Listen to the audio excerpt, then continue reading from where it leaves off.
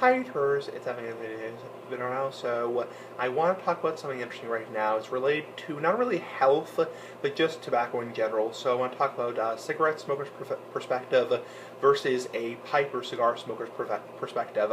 Now, perspective is how you view things. So, my perspective on things, unlike tobacco or alcohol or food, you get the point. So, nice big ass cigars, big ass food, and big ass alcohol, big ass cigar life.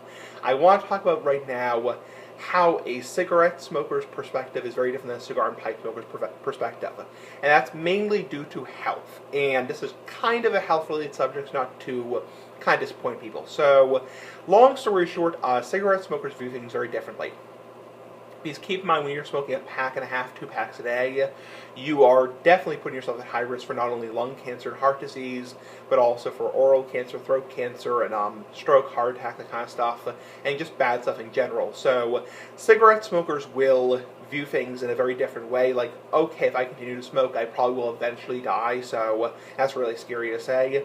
But pipe and cigar smokers, they're only smoking on average a couple times a week maybe, or maybe once a day. They say, well, is it possible I could develop a long-term health problem? Potentially.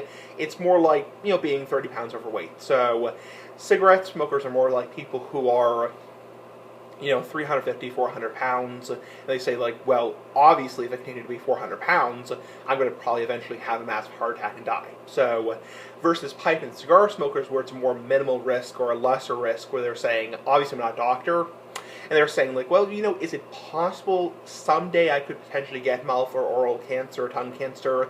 Yes, but the odds are lesser, or less severe.